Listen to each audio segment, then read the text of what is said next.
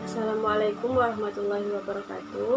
Perkenalkan, nama saya Waqiatul Mukarromah NIM 62 dari kelas B Penyuluhan Pertanian.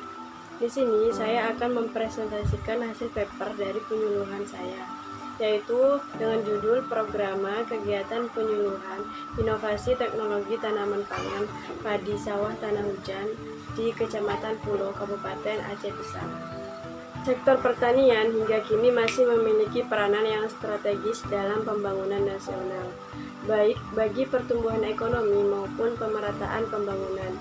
Hal ini sesuai dengan visi pembangunan pertanian, yaitu terwujudnya pertanian tangguh untuk pemantapan ketahanan pangan, peningkatan nilai tambah dan daya saing produk pertanian, serta dalam peningkatan kesejahteraan para petani.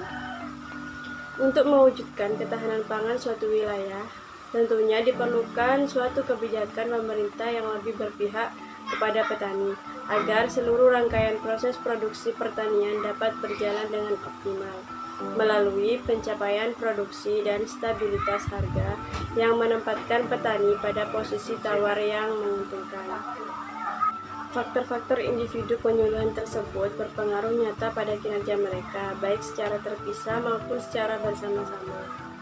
Program penyuluh pertanian, perkebunan, dan peternakan diharapkan dapat memberikan suatu arah yang tepat dan jelas bagi penyuluh dan petani, agar pelaksanaan penyuluhan pertanian lebih berguna. Disusunnya program kegiatan penyuluhan pertanian di Kecamatan Pulo, Kabupaten Aceh Besar untuk memberikan sebuah dukungan inovasi teknologi tanaman pangan padi sawah tanah hujan sesuai wilayah pembinaan atau pendampingan teknologi.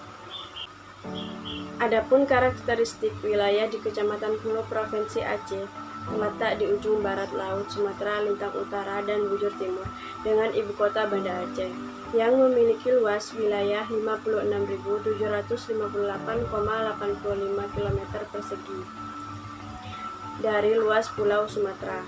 Wilayah lautan sejauh 12 mil dengan garis pantai 2.666,27 km persegi.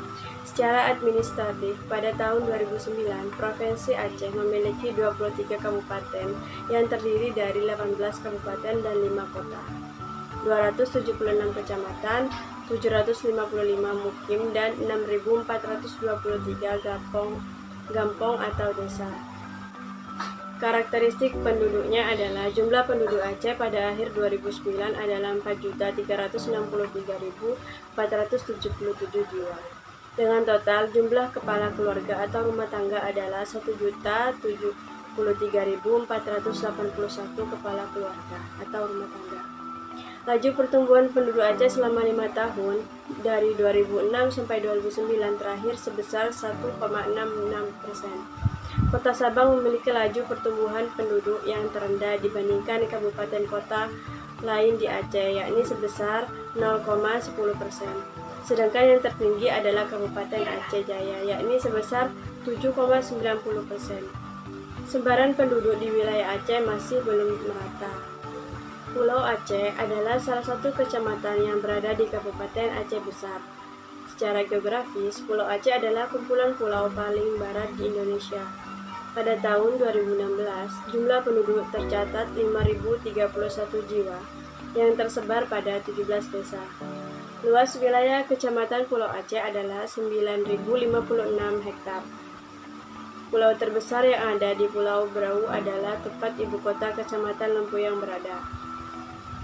Di pulau ini terdapat 13 desa dan 4 desa lainnya terdapat di Pulau Nasi.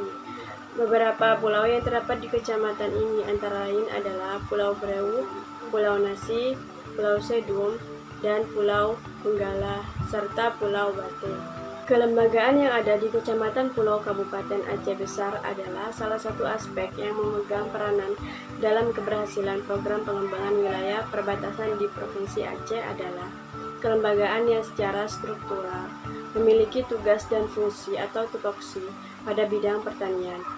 Dalam hal ini diarahkan kepada lembaga seperti BPP, Kelompok Tani atau Poktan, Gabungan Kelompok Tani atau Gapoktan. Dapat juga dihubungkan dengan Bintara Pembina Desa atau Babinsa, yang merupakan struktur organisasi dari TNI Angkatan Darat. Lembaga terakhir ini dapat dimasukkan karena adanya perjanjian kerja antara Menteri Pertanian dengan Panglima TNI tentang peran TNI dalam membangun sektor pertanian.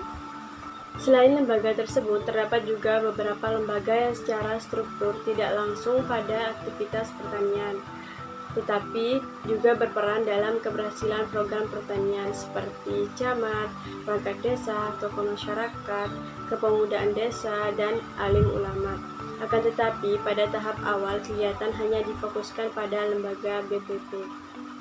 Selanjutnya untuk potensinya adalah Provinsi Aceh mempunyai beragam kekayaan sumber daya alam, antara lain minyak dan gas bumi, pertanian, industri, perkebunan, perikanan darat dan laut, pertambangan umum yang memiliki potensi untuk dikembangkan sesuai dengan rencana tata ruang wilayah Aceh.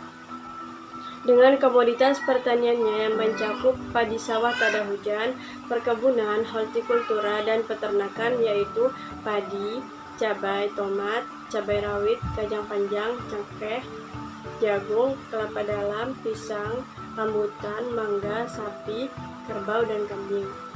Jika dilihat dari topografi lahan, hanya sekitar 30-40 yang merupakan dataran. Sisanya adalah lereng dengan tingkat kemiringan lebih dari 20%. Untuk selanjutnya yaitu terdapat beberapa permasalahan yang ada di Kecamatan Pulo, Kabupaten Aceh. Yang pertama adalah petani belum memiliki sistem irigasi untuk lahan pertanian. Yang kedua, kelangkaan pupuk yang menyebabkan petani harus membeli dengan harga yang lebih tinggi. Yang ketiga, kurangnya infrastruktur pertanian. Yang keempat, belum terpenuhinya bibit untuk petani. Dan yang kelima adalah rendahnya daya serap inovasi teknologi yang berakibat pada rendahnya produktivitas dan mutu hasil produk pertanian. Dari kelima permasalahan tersebut, saya mengambil satu permasalahan yang akan dibahas, yaitu rendahnya daya serap inovasi teknologi yang berakibat pada rendahnya produktivitas dan mutu hasil produk pertanian. Dari banyaknya permasalahan di atas dapat disimpulkan bahwa Kecamatan Pulo, Kabupaten Aceh Besar pada konteks pengembangan pertanian di wilayah perbatasan.